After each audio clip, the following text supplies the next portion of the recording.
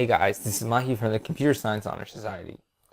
Today we're going to be learning about variables and variable naming conventions. We will be using a figurative rocket ship for examples today. Fuel and passengers will be just two attributes we will consider throughout our demo.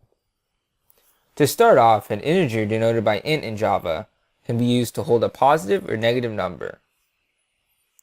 So if we consider the attribute passengers, as I mentioned previously, you obviously cannot have half a passenger, so storing it in an int would be wise. I'm arbitrarily picking 15 today, but it could really be anything. The next type we will be dealing with is a decimal, denoted by double in Java. Back to the rocket ship example, you will never have half a person, so double is not optimal for it. On the other hand, you can have half a gallon of fuel, so double would be optimal to store per se fuel. Now, I'm picking 12.5 gallons of fuel, but it could really be any number. Positive, negative, 0, you name it. Lastly, we will be dealing with text, denoted by string in Java. A string can hold any text you want it to, including numbers, if they are surrounded in quotes. In the rocket ship example, it would be appropriate to store a rocket name in a string. Now, our rocket will be named Apollo 11. There are two interesting things to notice about this example.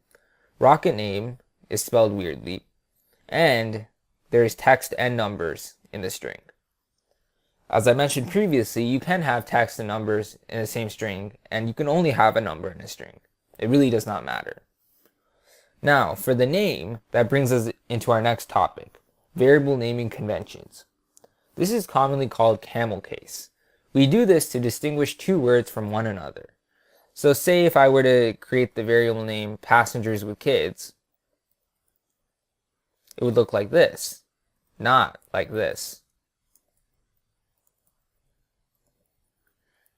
You can obviously see why. Looking through this code quickly, it's easier to tell what the first variable name means rather than the second one. The next thing we'll be talking about is descriptive variable names. Now say we have these 5 ints that we plan to use later on in a formula. D and then E. Now, for a formula like Heron's formula, where there's numerous sides named side A, B, and C, and like semi-perimeter and area, this could get very confusing very fast. This is why we try to name variables like this.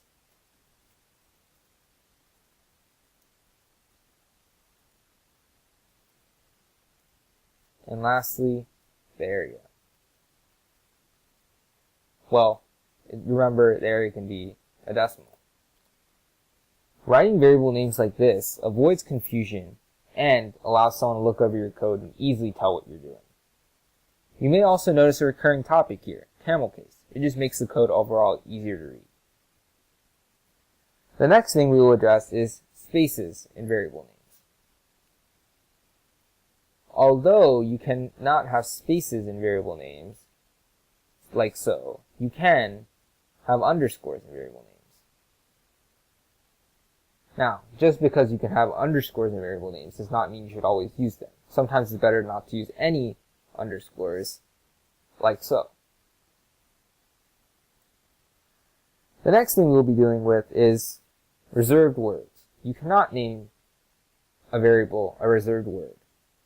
So say if I wanted to name my variable static, you cannot do it. This is because it's a reserved word. You may be asking yourself, what is a reserved word?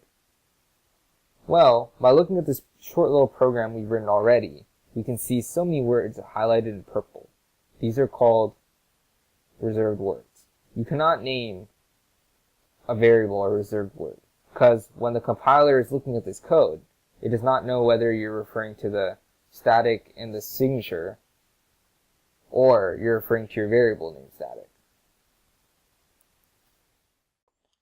One more thing we have to consider when naming our variables is whether they're brief with purpose or too brief that we can't discern what they mean anymore.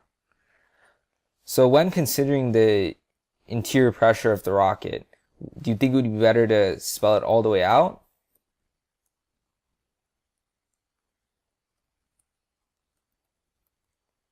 name it just pressure or just P.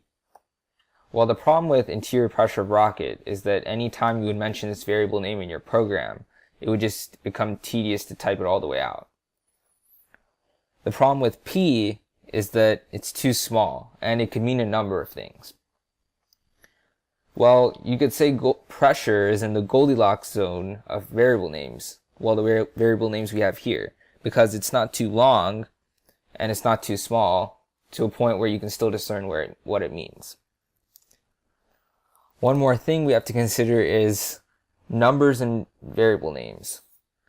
This is tricky because you cannot have a number in front of your variable name, but you can have one after.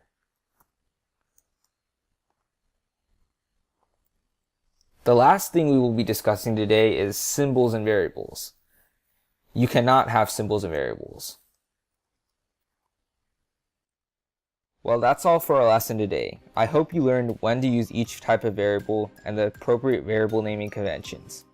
Don't forget to like and subscribe to Wootton CSHS for more programming tutorials in the future.